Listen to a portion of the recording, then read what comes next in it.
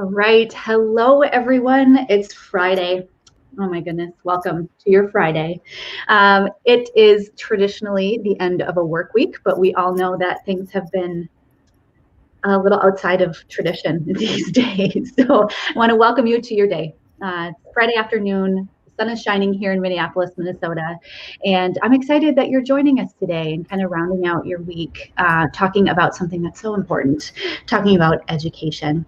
Today, we are going to be talking more specifically about education and taking it more along the lines of a fast-tracked evolution of sterile processing education that we've seen in 2020. I think if there were two taglines or two mantras for this year, they would be as follows. The first would probably be the phrase, "You're on mute." I don't know how many times I've said the phrase or I've been told the phrase, "Hey, Linz, you're on mute." So I think there needs to be a 2020 hashtag or a 2020 t-shirt or something with that phrase. The other one would likely be a word turned hashtag, and that word is simply pivot.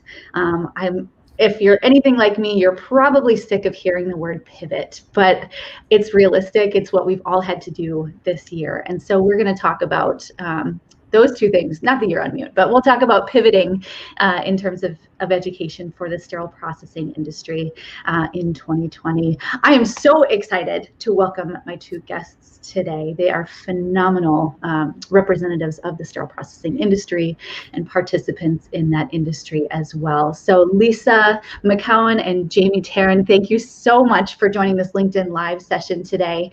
Just to give a little bit of background, Lisa Wakeman, now Lisa McCowan, is the Manager of Research and Development for Beyond Clean.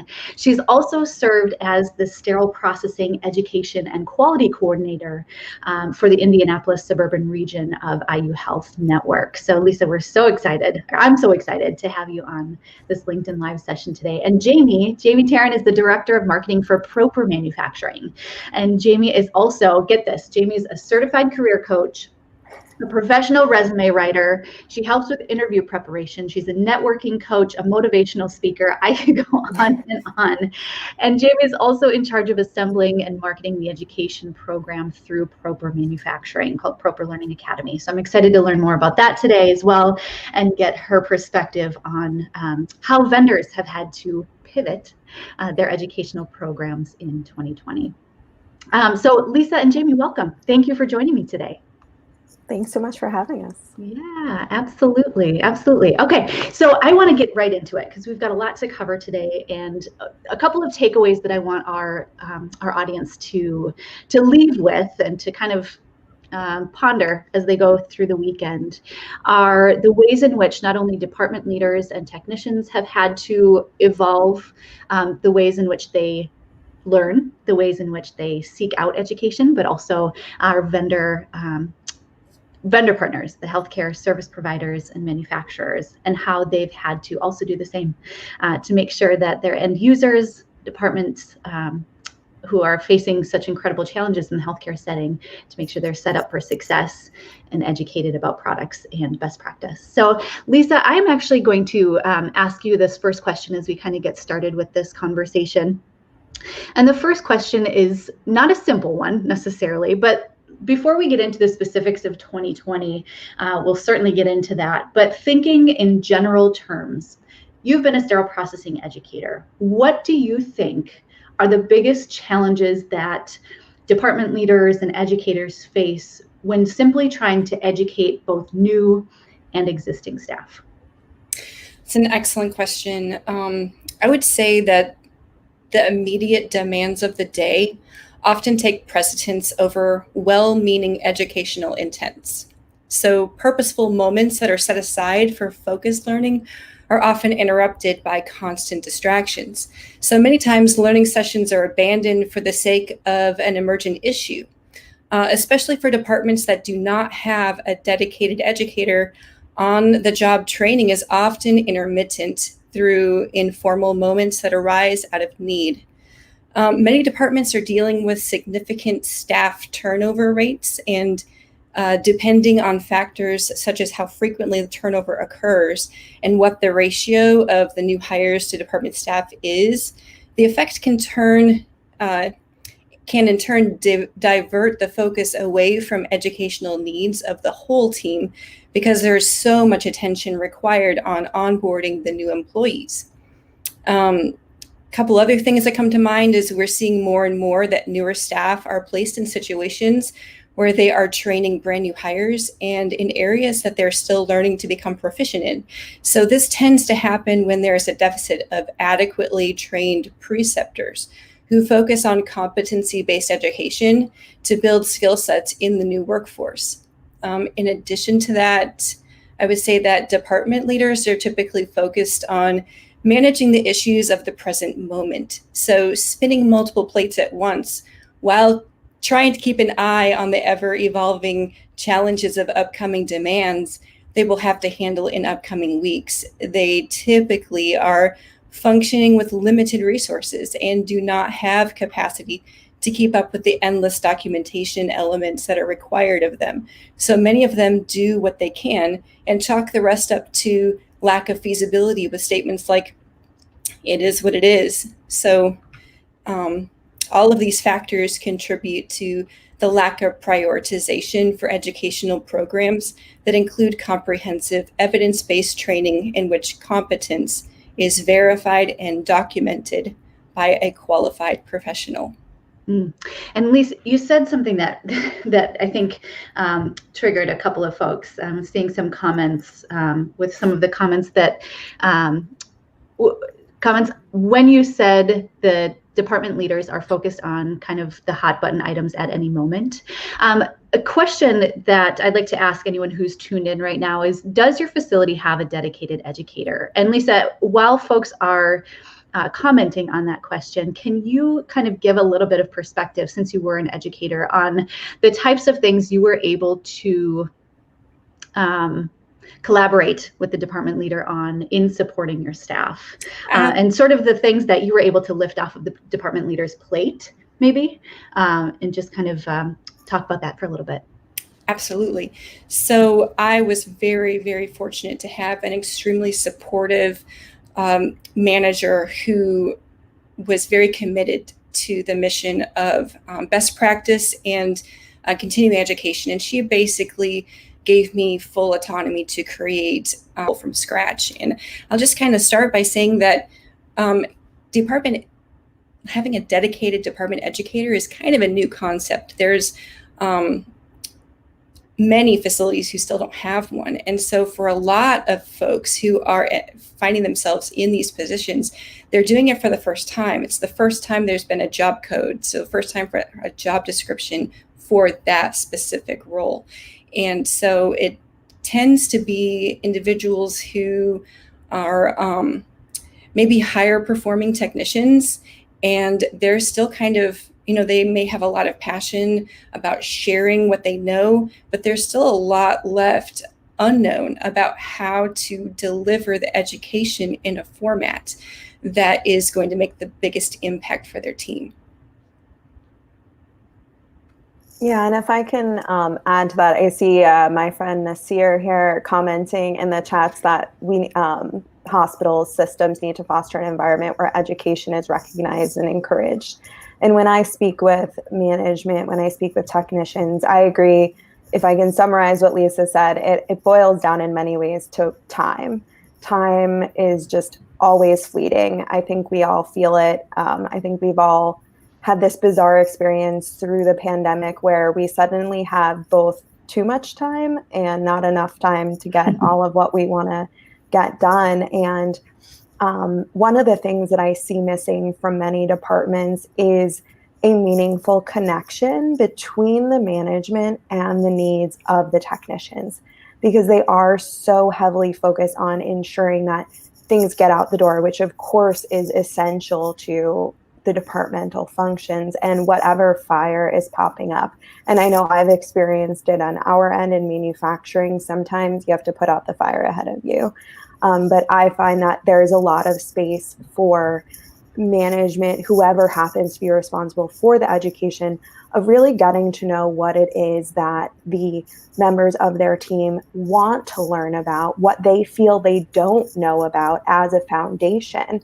And then we can start to have people who are educational specialists like Lisa, teaching programs that are catered towards all the different learning styles, which I know is something Lisa is a bit of an expert on, and actually strategically providing that content. But that requires understanding what it is that their departments care about, because investment of the technicians, of the people working there, is so important for it to be meaningful and valuable, and for people who want to attend. And I think that's the goal for all of us, that people are wanting to attend our sessions. Absolutely. Having done in-services within departments, it's one of those things where I've been in situations where people were very excited about the content that I was about to educate on. And I've been in situations where it was, a free CE, someone willing to come into the department and offer a free CE. And regardless of the content, like, hopefully someone's going to learn something from it. You hope that that's the case. But I love what you just said about that, the important role of the relationship between managers and staff members in figuring out what's going to benefit the department the most, and what are people interested in learning about, and more importantly, probably, what are people needing to know more about or needing to glean more education on. It's a great segue too, Lisa, from your perspective and all the work that you've done on learning styles. Can you talk a little bit about not only individual learning styles, but also the difference between the education you would provide a brand new staff member versus education you would provide someone who's been in the department for many, many years? So there is a progression of learning, and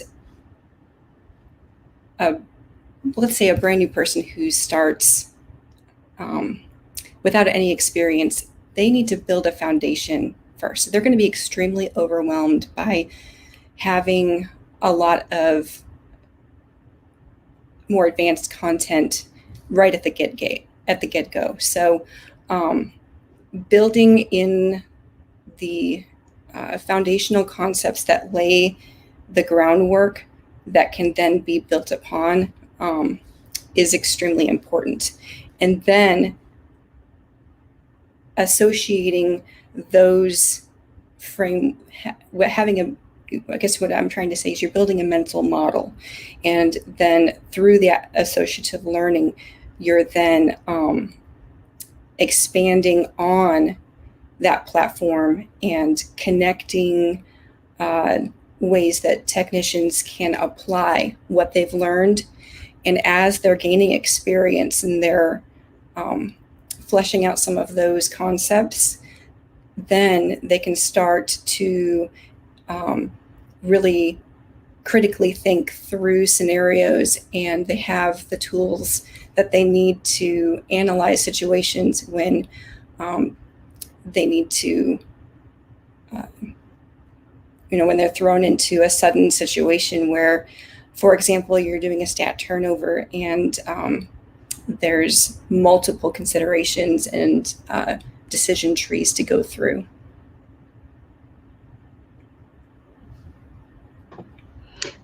Wonderful. Something that I'm excited for not only the listeners of this session, but also the Beyond Clean audience to look forward to is an expert series that Lisa is writing about learning. Lisa, can you give a little bit of background about what folks will learn through that and how that could potentially be applied, especially in 2020 when we're looking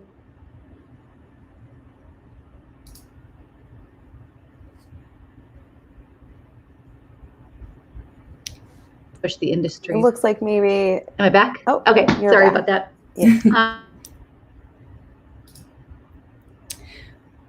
It looks like she froze again, so I'm just going to go ahead and jump in.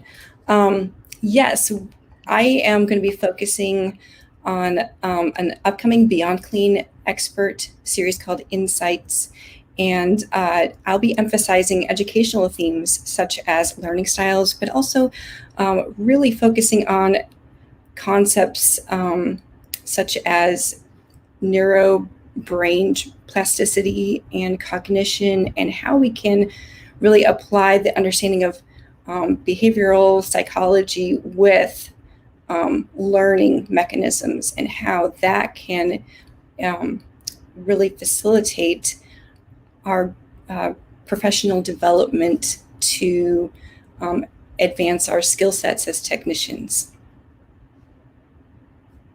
Awesome. I think that's going to be a great resource for a lot of people, both frontline technicians and department leaders alike. Jamie, I would love to explore a little bit, since you're, a coach, since you help folks expand their networks, in terms of just the idea of learning, of educating yourself, and maybe as it applies to sterile processing specifically, but more in general, how have you seen the opportunity to seek out education evolve, and how have you played a role in that? Sure. So my experience with training is a bit diverse. Through the Roper Academy, we provide education in traditional formats like webinars and self-study guides. We're really excited to be partnering with Beyond Clean, moving through into 2021 on some new content there. And what I've seen just with the flow of the year is kind of that same sentiment I mentioned before with the time availability. And in the beginning of all this, I think we suddenly felt, well, we can't go outside. We have all the time to learn. But also the technicians were being asked to completely change their schedules in many cases, completely change the work they were doing for some people. And I saw through people that I know and people that I don't know, and just in social media communities, which I have to give a big shout out to some of those communities who I think really connect people in such a meaningful way, that they've been, I'm just laughing at the comments as people are chatting. We have seen that people have become much more invested for themselves. So I think when people are attending programs, it's because they're actually interested.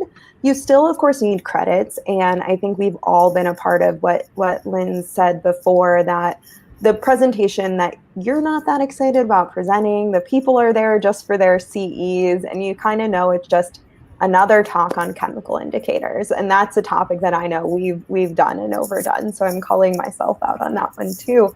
But I think the exciting thing about what has gone on in the pandemic is that there is more genuine interest. And I think we're all thinking much more creatively about how to give people the content they're interested in, like the program that you guys are presenting soon on learning strategy and techniques and neuroplasticity. I don't think anyone was thinking about that a year ago in sterile processing.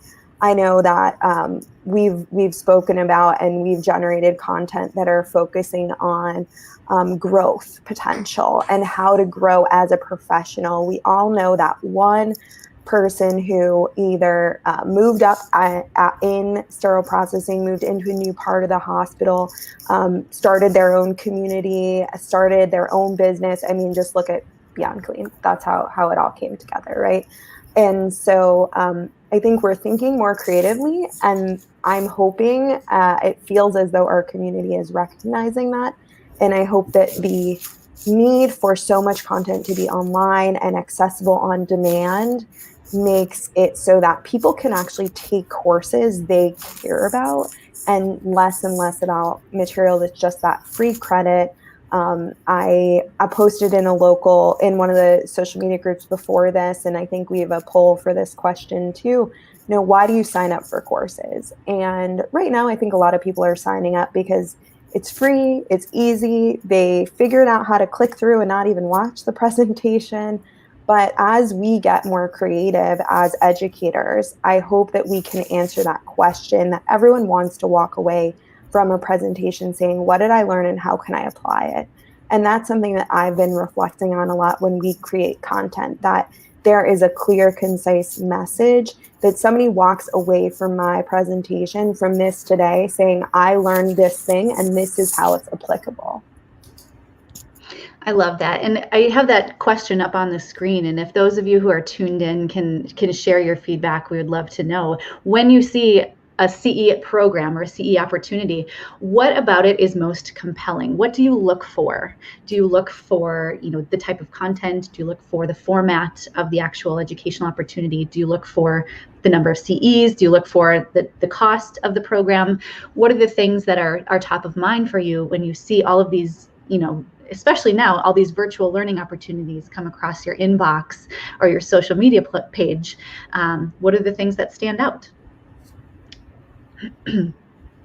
And Jamie, while folks kind of tune in and take part in that specific question, how has the role of the vendor and vendor educators evolved, especially in 2020? I know you mentioned the need for more interesting content, not just the same old, but especially in 2020, when everything has moved to virtual, what are all the things from a vendor's perspective are you keeping in mind when you build these educational opportunities? Sure. So definitely that content that goes above and beyond. We want to always be mindful of the fact that as a manufacturer, in many ways, we're not on the front lines in the same way that the technicians are right now. And making sure empowerment has been a huge emphasis of my content generation this year. Ensuring that we are respecting and we are reminding the sterile processing technician that attends a meeting, the person who works in a dental office and is still showing up for work because that's how they make their livelihood and putting themselves at risk, and trying to make sure that comes through. Overall, I think the vendor position has changed in that I believe it's our responsibility to ensure that there is high quality content available for anyone who's looking. So we spoke a little bit about this in the beginning, that everyone comes from a different place. So there are states now more and more that are requiring certification, but there are still plenty of people working in our field who are not certified, who maybe just stumbled upon this role. So they knew someone else in the field. They thought working at a hospital could be interesting, and they're not coming into it with a background. And so I'm starting to think how we can strategically reach the people who are brand new with no experience at all, and what do they need to learn versus the person who has worked there for 30 years, but maybe never got certified. So they know their facility in and out, they could do it better than anyone else. But that baseline scientific background may not be there, and they might be interested. And that's another thing that we're trying to learn, using our audience, looking at the market research. So as an educator and a marketer, I always try to think, how can I get our attendees involved? How can I bring them in? How can I learn what they want to learn about? And then, of course, there's that third category of professional who has gotten every certification, like the people on this call, CR, CST, CIS, CHL. It's awesome the number of certifications people are acquiring, but that certification is a few months of studying, and those are people who clearly want to grow in their career. Otherwise, they wouldn't be using their personal time to do those certifications. So I feel it's the responsibility of the vendor who does have potentially a whole team. We're a small business and we still can do this. So some of the bigger companies have huge education teams. I think we're both small businesses at this point. And when you can use that network to identify what it is that people want, that's key to all of this, and always making it available for free. I think that should go without saying, that there is no reason that any of our vendor partners, and I don't think they are right now. I think we've all been very conscious about that. But I know in my poll, a lot of people did say they were looking for free content, and I hope that we can all appreciate the importance of that to our industry. Absolutely. Lisa, go ahead. Yeah, if I can chime in from the user perspective on the role of vendor educators and how that's evolved, I would just like to say that there's been a growing dependence on manufacturers to provide the necessary education to address issues of feasibility in complying with their IFUs. So increasingly, you have individuals, leaders, and technicians reaching out directly to the manufacturer for help. Before COVID-19, the role of vendor educators had already shifted due to the development of ever-increasing complicated medical devices and the expectation of following such diverse and often confusing manufacturer instructions for use. So in 2020, the public health interventions such as social distancing and virtual meetings have only exacerbated this need because of increased isolation. And when I say isolation, I mean that facilities are left without in-person educational support from industry organizations and vendors. In addition to this, 2020 has required us as healthcare professionals to constantly adjust to the fluctuations in caseload volumes as a direct response to the complexities and dynamics involved with the global pandemic. So while vendor educators have been challenged, as you said earlier, Lindsay, to pivot their approaches in response to this need, there are many who need to hear this message because they don't necessarily understand just how crucial the need is and what their part entails. Yes, I agree. Thank you for that additional commentary. I do have a question for the audience. What have your vendor partners done this year to go above and beyond to provide education for your department? Jamie, you talked about paying specific attention about the type of content that you create, making it accessible, and actually listening to the end users and figuring out what's going to make the most sense from an educational perspective in terms of those things. And Lisa, from an end user perspective and as someone who is responsible for educating your staff, are you tuned in? I'm so curious about this. Are you tuned in for those the conscious effort that's going into those details? When you say tuned in. So as a sterile processing educator, do you look for vendor education content that you can feel that vendor is putting more effort into and finding Absolutely. new ways to give it, new ways to create it? Or is it something more of a checklist where you're like, okay, as long as I can educate my staff today, that's what I'm going to check off my list? No, I would say I'm absolutely looking for content that is going to really bring a value to my team. So I would suggest that vendor educators put a lot more thought into what they're delivering. It's not just about showcasing their product, right? It's about how, and I really want to share, because I guess it kind of segues into another question, which is how can vendors set their education programs apart? Mm-hmm. So I have some ideas on that. Great. Let's get into it. That's amazing. I'm sure Jamie has some ideas about that as well and can speak to, how exactly Proper, speaking from experience, how Proper has set their educational programs apart. And honestly, Jamie, if you want to go into that a little bit, and then Lisa will come back to you and provide some larger ideas that vendors can hopefully take to heart when they're kind of developing or refining their educational programs. Sure. I'm definitely excited to hear what Lisa has to say, because to me, that's the ultimate question. That's what I spend time thinking about. We created the Proper Academy. I established it in 2007. And Proper had done some informal training. We tried to make it known that we could do training, but simply put, we were not getting the word out there. And so we decided to formalize the program and start to work on content. And like I said, the first programs we created were that boring chemical indicators 101, what the AAMI standard says kind of presentation. And I 100% believe there's a place for it. Absolutely. But, it's not what I get excited about. And I think it's not what most technicians get excited about. It's nice to know, but it's not exciting material.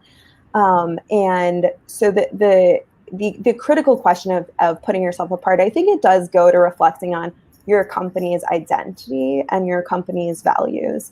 From a Proper perspective, we are a small company where we manufacture in Long Island City, New York, which is just across the river from Manhattan. We always pride ourselves on that customer interaction. So I try to reach out to departments asking, what content can we create that your department needs? How can we go about making material that you guys need? And sometimes there is just not the time for them to elaborate. And I respect that as well. But doing that market research, asking our audience, what's the next course you want to be taking? And what would be of value to you to learn? The other thing that we've focused on more heavily than I think some of the other companies, although we're all trying to put out the best content we can, is some of those soft skills. So we have a presentation coming up on quality management in sterile processing. We have presentations on the business of sterile processing for somebody who's looking to grow in their career, but maybe doesn't understand all the things that go into contract management and budgeting and making decisions. We've spoken about looking at we being the collective on this call have talked about how can we get that type of information into the field. I see constantly people asking, how do I get that first position if I can't get an internship? How do I meet someone in this field? I live in this place, and looking at those networking skills. And one thing that I'm really excited about that hopefully some people on this call might be excited about is that we're actually offering a scholarship program. It's brand new. It's the first time we're doing it. Assuming there is an in-person ISHA meeting this coming year, if it's safe to do so, the scholarship will be for that. And it's actually for people who are looking to grow in education in sterile processing, but maybe have that background, but don't know how to put together a presentation, or don't know how have the skills of public speaking. And we're actively looking for people. You can contact us through the website. You can just go to propermfg.com. properandbeyond.com is a great place to start too. We can put that in the comments, I think. But that's something that I'm really excited about, bringing in the people in the field who want to be those educators, who want to get that golden egg job of departmental educator, but they don't have the baseline skills just yet. And so we're excited to be able to help them get to that next level and have that expertise come through the Proper Academy. And then ultimately they are out in the world on their own, creating their own new career path. That's awesome. Thank you for that, Jamie. And Lisa, from more of an idea standpoint, if you can speak to a little bit of what Jamie mentioned about, how have you in the past, and I'd love to know from the audience as well, how have you provided opportunities, or what opportunities have you provided for your staff or for technicians to grow professionally, to fine-tune those soft skills, as Jamie mentioned?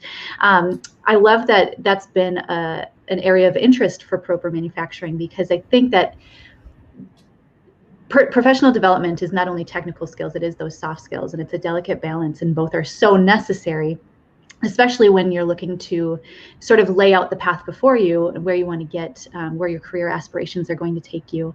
And then Lisa, I'd love to get into what ideas you have for vendors like Proper Manufacturing, like, all the other healthcare service providers and manufacturers out there, on just how they can fine tune their educational programs. Okay, so I'll start with the first question. I actually am an MBTI certified practitioner. So I was able to bring that skill set to the table with my department. And I actually did teach courses on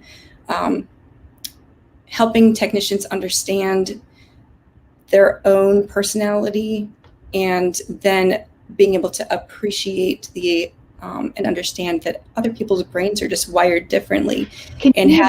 Before you continue, can you just explain to folks what MBTI is for those who don't know? Yes, thank you. Myers-Briggs Type Indicator. So it's a personality assessment, and it's one that's very well known. There are many others out there, like Extended DISC and so forth. But it's great because it helps really empower people to have more self-awareness, help them understand more why they think the way they do. And it's not at all putting a person in a box, right? It's more just about really just understanding that there's certain styles that are natural for us. And while we may learn to kind of adapt in certain situations, there are certain things that we're just more likely to need or to do. So I really enjoy teaching that content, because you just see the light bulbs go off in people, and they just start to understand themselves, and then they really start to understand, wow, if I just adjust my communication style a little bit to my peers, they'll be able to understand where I'm coming from, and we'll be able to connect in a different level. And so I think that really does help to build some solid teams. And if I can just add to that, I actually was really excited when I saw that on your signature line when we were planning this. I am a strong-rooted ISTJ. It's something I've been exploring a lot lately. One thing that I was thinking when I saw that for you is how integral the idea of the extrovert and the introvert is in this field. It's a field where people are constantly bombarded by more people. Even departments that are smaller, you're always interacting with a team. You're almost never going to be working. And I think those people who are the first ones to put their hand up and go to decontamination so they can be left alone for the day can definitely trust that they're likely introverts. And if anyone doesn't know what those are, and Lisa, if I butcher this, please correct me, but generally and very simply put, an extrovert is somebody who typically derives energy from time spent with others, where an introvert gains energy more in that rest quiet period, possibly on their own or with smaller or limited groups. But that's a really great point, that people end up in this field and think they want to be around people all the time, and it's so great, it's teams, but they might find they're very drained through that. Right. So I find the experience to be very enlightening for people that I have those conversations with. So I bet. And thinking of the evolution, the fast-tracked evolution of education in 2020, I think that something that has been a benefit for the industry is kind of this new standard that we've had to get used to of virtual education. I remember talking with techs that I've educated in the past who have said, I hate going to conferences because I might get called on, because I just don't enjoy being around a ton of people all the time. And so it's transitioning education to a virtual only, because a lot of in-person events just aren't happening and haven't happened this year, has, I think, provided an opportunity for more introverted individuals to learn more, because there's just more available online now. So they're able to pick and choose what's interesting to them and what's going to help them grow as a professional in this field, without that sort of daunting, I have to go to a conference in order to get this information. Now the information is coming to them. And I think that that's an opportunity that our vendor partners have in the industry, is the opportunity to push their content, their new content, their existing content, whatever it may be, push it in front of people instead of try to pull people into it. And I think that's a benefit for both parties, honestly, the people on the front lines who need the education, and the vendors who are dedicated to educating the industry in general. Lisa, I don't want to cut you off. Is there anything else that you wanted to add in terms of how vendors can set their education programs apart? Yes, thank you. Mm-hmm. Vendors can set themselves apart by viewing themselves as part of the infrastructure of support, and by bringing value to the educational experience to advance best practice. There is a movement in our industry to address the educational gaps that exist, and technicians and leaders are responding by recognizing that there are deficits. So transactional vendor educational experiences, such as one and done ideologies, are no longer going to be acceptable. An example of this would be hallway demos, when a new device is purchased and staff simply sign that they were present. Is that really enough? No, it's not.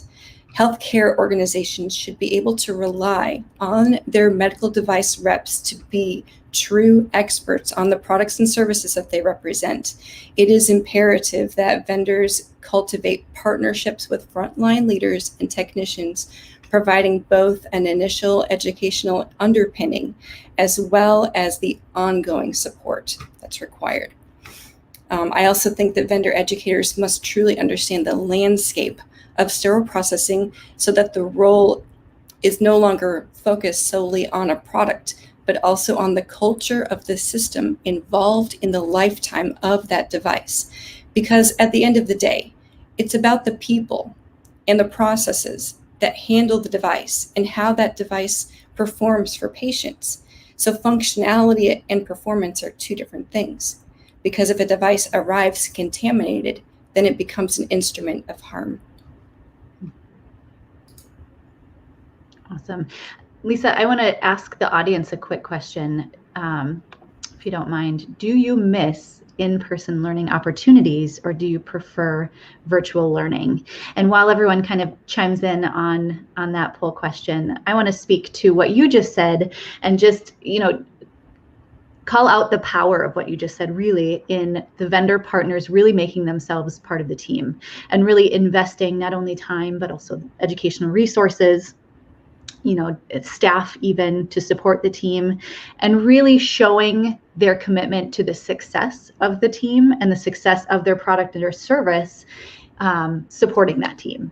And I think that that's something that a lot of vendors are taking a look at now, especially now that they're having to sort of pivot, like we said at the beginning, and really evolve how they educate and how they even connect with current and potential customers. It is more that relationship building.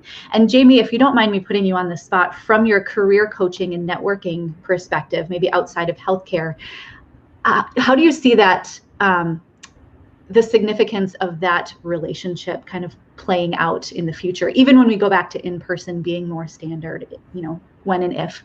But if you can speak to that a little bit, that'd be great. Sure.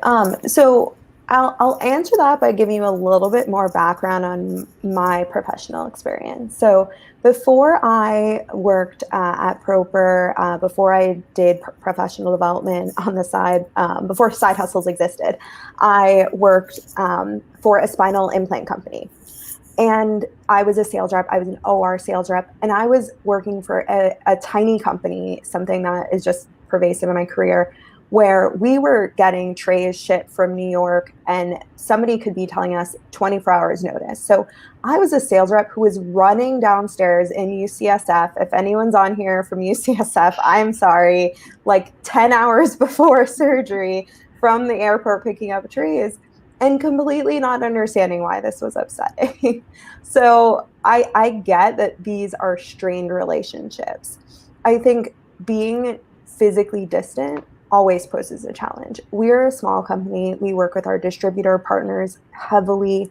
We have a customer service and sales team that's available, but we're not going to be as physically present as some of the massive companies that are in the world. So in some ways, I like to think we have a little bit of a leg up because we're used to those distant relationships.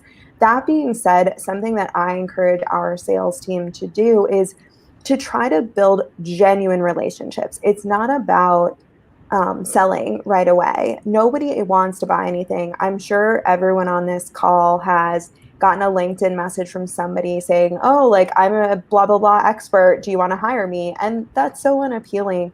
So being able to find a way to connect, find something in common if you're looking for that basic networking advice. What is it that you have in common with this person? And use the tools that are available to us, like LinkedIn, like social media, to find something in common with that person, to identify something you can have a conversation with, asking questions. The question I ask every customer or potential customer that I speak with is, what is not working for you? Because I don't want to go and try to tell you I have the world's greatest thingamajig and you have a thingamajig you're perfectly happy with, but there's something that we're all not happy with. And sometimes misery needs company, and forming a relationship in that way where what is it that you're unhappy with, and offering those free services. So how can I be of help to you? As Lisa said, understanding that we're essential to education in our field and that we are relied on for education in the field. I love that. I love that the tone of this conversation is more about that relationship building and less of the check the box. We went in, we did our in-service, and more so, focusing on, okay, how can I be a true solution, a true partner to your department and to the staff who are carrying out such important work on a daily basis. And the other thing, sorry to cut you off. The one other thing I will throw out there is that there is a little bit of a request in that statement that people who are on the receiving end of those calls give your vendors a chance. So, I understand, I get it. Especially in that old job in spine where you were stepping all over anyone to get in front of that surgeon. And it's a totally different world of selling. But trying to be cognizant that not every rep is going to harass you, and being honest and open. That's the other thing. If you take one thing away, and I feel like I've said that already today, but if you take one thing away, you have a lot of power as the professional in sterile processing. And I hope that my colleagues in my company, in any company, feel the same way, that if a person tells us not to call back or please stop emailing me, they're not going to do it. It is, in Europe, there are new guidelines even that most of us respect across the whole world for email lists. So if you say, don't add me to an email list, we're not going to put you on an email list. It's just not we're not looking to be problematic. And sometimes I think sales reps can get carried away, and I totally get that can be overwhelming, and nobody wants their day disrupted by somebody just stopping in because they were in the area to throw some sample on your desk that you never wanted. But looking at it with fresh eyes to say, okay, I'm going to find a time that actually makes sense. Don't just pacify a rep. That's something that I've seen people do, that they don't want to tell I always had an open door. They taught me so many important things. Awesome, Kevin.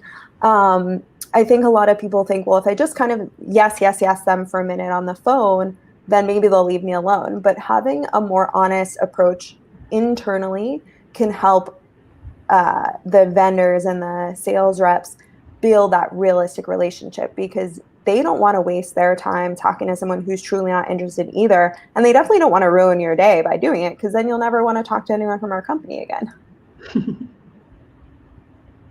I think that's an important takeaway for the vendor partners who are tuned into this, is just that, and coming from the vendor perspective that you're coming from, Jamie, I love that you put that ask out there, that just give a vendor rep a chance, because the good ones will shine and the bad ones will weed themselves out really quickly. And I love Kevin's comment, but bad apples can turn people off to all the good ones. I certainly get that. But in today's environment, specifically in 2020, so many vendors have so many great resources for departments to lean on and to take advantage of. And it would be kind of a shame to just automatically exclude yourself from tapping into that potential, because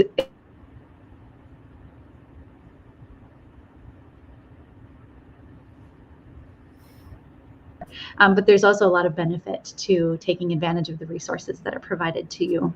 I do want to get to this one question before we kind of talk about our favorite educational experiences of 2020. How do you both think that the full stop we've experienced in 2020 in-person events will impact the future of education for our industry? I can jump on and get started with that. My hope is that accessibility is a million times more available. I hope that these in-person meetings, which cost hundreds of dollars to attend, not to mention travel costs, time off of work, that there are ways that they can be at least partially digitized and made available to those who can't get there. So if I had one wish of how this is going to impact in the future, I think it's definitely an accessibility from some of those programs which just can't be free. It wouldn't be feasible for the foundations and the organizations that are putting them on, but making sure there are cost-accessible ways. And maybe that's something that's on the vendors too, to be active participants. And when we are contributing to conferences when we are making ourselves available. Maybe that's somewhere that we need to step up and say, hey, you're missing this one thing. We're missing a lot of people.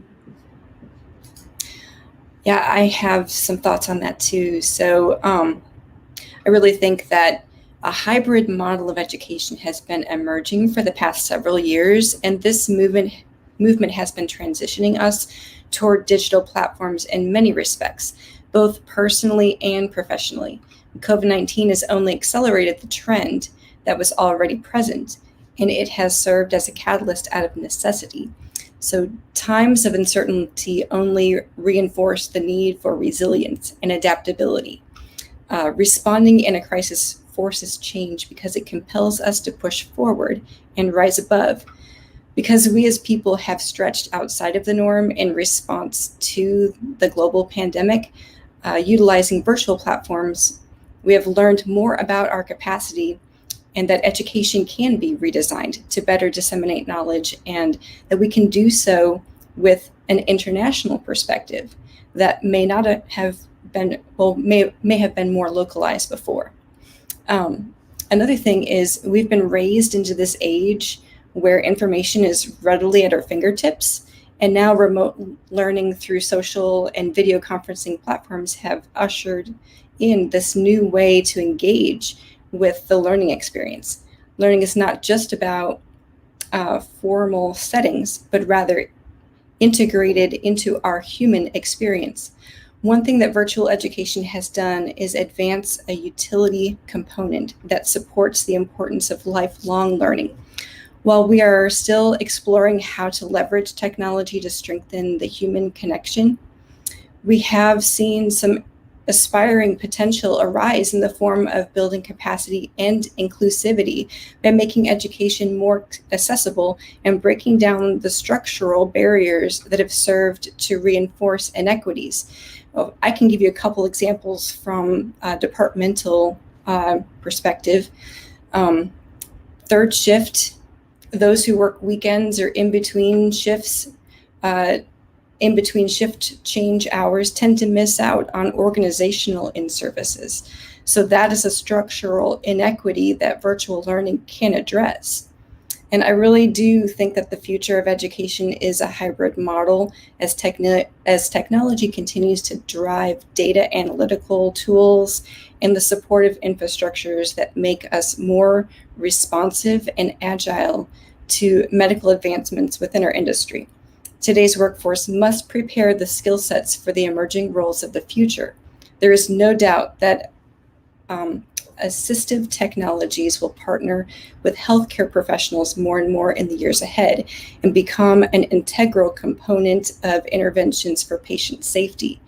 We are only scratching the surface of what this will become, and virtual technologies will further be defined and reinvented to continue progress to improve the human experience. This is true for both professional and technical development from an educational perspective, but ultimately for public health. Absolutely. Something else I wanted to add to that is just the opportunity I agree completely that a hybrid model has been coming for a very, very long time, couple years for sure, and that the pandemic has expedited that need and sort of made it more front and center. And so as vendor manufacturers and as department leaders take a look at their overall education platform for their staff or for their customers, understanding that different people learn in different ways and understanding the need. When you say hybrid, I think you can take it a step further. Instead of just saying in-person and virtual, take it a step further and say, okay, some people learn best watching video. Some people learn best watching a live demonstration. Some people learn best reading an article. Some people learn best listening to a podcast. There are some great podcasts coming out in the industry. Beyond Clean obviously has one. Isham has one. Healthmark has a great one called Ask the Expert. But there are different ways of learning that are now available to take advantage of. And I think that hybrid model is going to include a very well-rounded variety of those learning opportunities. Speaking of learning opportunities, I want to close out. We have a couple minutes left, and I would love to know what have been the two most influential or impactful virtual learning events that you both have gone through during the pandemic or during 2020. If we can provide links to them, we certainly will if they're available on demand. That's awesome. But I'd love to just know from your perspective, what's stuck out to you? Jamie, if you want to go first, go for it. Sure. So first I'll talk about a local ISHM chapter that has gained just a small piece of my heart, and that's the Western Wisconsin ISHM chapter. I don't know if anyone from there is on here, but they are just a delightful set of people. I feel like they're known by everybody. They go to ISHM annual meeting every year and have this tight-knit set of people. They have the t-shirts, right? They have matching t-shirts. Yeah, right. They are all about they are great. My home state. Oh, okay. Yeah, they're all about the raffles. Just a delightful, wonderful set of people. And I was scheduled to speak at their annual meeting, which was like mid to late March this year. And it was basically my experience with the pandemic and work from home was on a Thursday, we were told to go home, take the day Friday, we're going to figure out what to do. And then we never went back. And so it was chaotic. And this meeting was scheduled about a week after that. And I'm in New York City, so we kind of immediately went into this shutdown mode here. And so I did the first time I did a virtual event for a live meeting, because they actually still did meet. The pandemic wasn't quite the levels it was that the meetings were being canceled yet. And it was filled with technical disasters. Their thing wasn't working, my thing wasn't working, but it was just such an example of that relationship building that we talked about, that they come at it from the perspective that this event couldn't happen without the vendors, and the vendors tend to come at it with love, for about lack of better word, because it is just such a pleasant experience. And I'm sure there's tons of other local chapters that are just as delightful and lovely. They're just one that kind of kicked off the pandemic for me, gave that pivot point that we've been talking about. And then I couldn't continue talking without saying that everything I do with the Propra Academy is just wonderful. We have really tried to adapt this year. Like I said earlier, we're very excited to be partnering with Beyond Clean on new content. We're reaching out to some of the sometimes forgotten sterile processing professionals in the field of dental, veterinary, ASCs, people who are just doing things a little bit differently than the traditional hospital setting. And it should go without saying by now that if you have ideas, I want to hear them. I want to loop you in. I want to train you to present the presentation yourself if you're interested.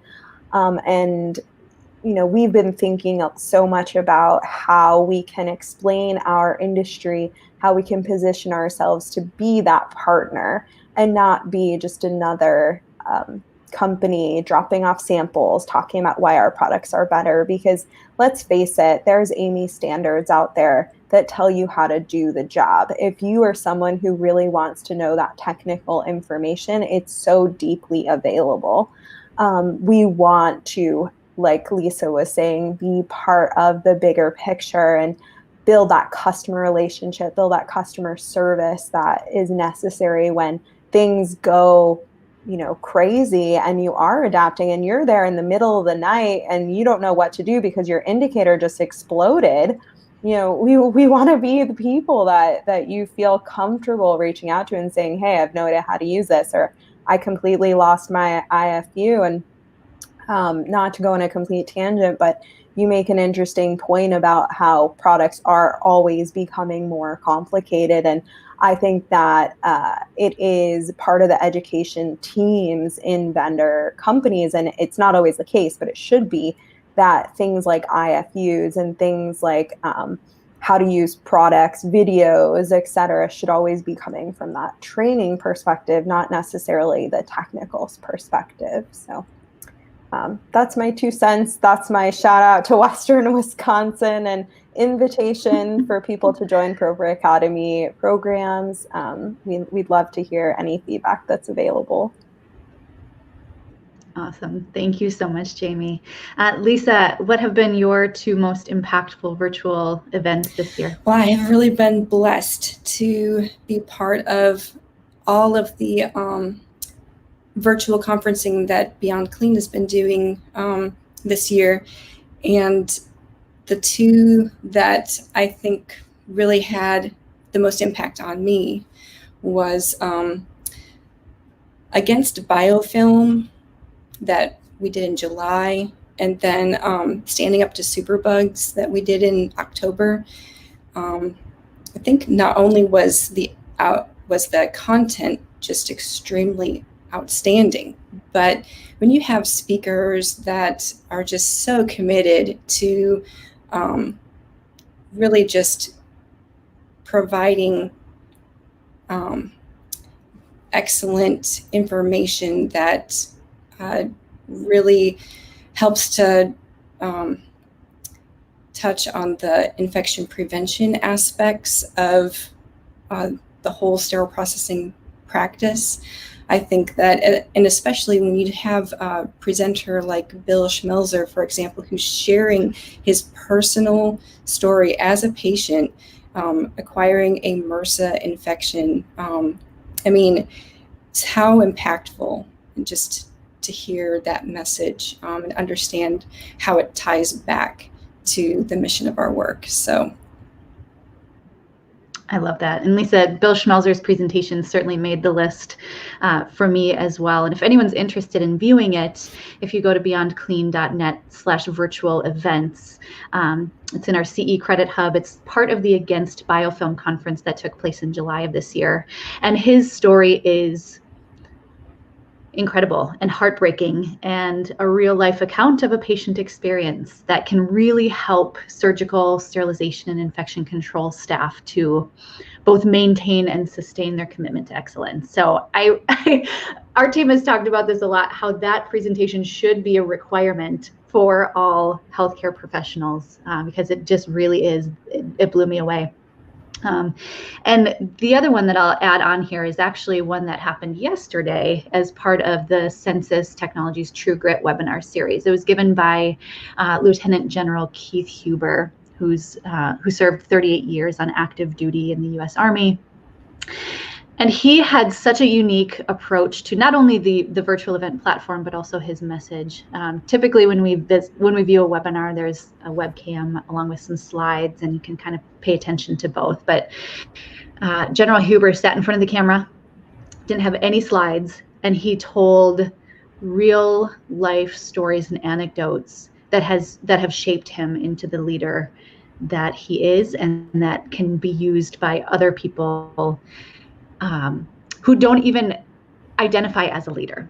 He gave a really great example about how every person has someone around them looking to them for some sort of guidance. You know, what that guidance is ranges, but even people who don't call themselves a leader are leading others in some way, shape, or form. And so he talked about things like commonality and competence and communication and courage and commitment, and just all these things that increase and directly impact our ability to be resilient leaders. So that one was certainly one that stuck with me, clearly.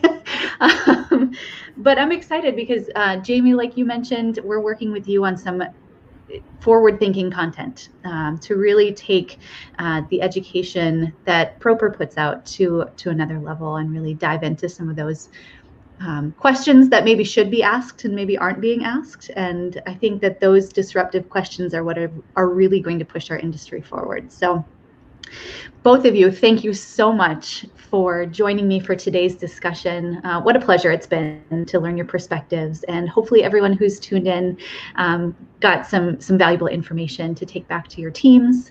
And thank you to everyone who's doing such hard work this year and pivoting. Jamie, you're on mute. I'm just kidding. But again, thank you everyone for tuning in. We appreciate you, all the hard work that you do, and feel free to share. This discussion will be on demand as well. So if you want to share it with any of your colleagues, by all means, feel free. I will actually on my Lindsay Brown LinkedIn page share links to the presentations that I talked about. And Jamie and Lisa, if you have any other impactful ones that you want to send me a link to, I can include those as well. I think the more we can put out, really impactful content, the more industry will be shaped for the better. So again, thank you both. Thank you to everyone who's been such an active participant in this discussion from the attendee perspective. And we look forward to another LinkedIn Live session in the coming weeks. But in the meantime, happy holidays, happy Thanksgiving to all of you, and keep fighting dirty. We'll talk to you all soon. Take care. Happy holidays.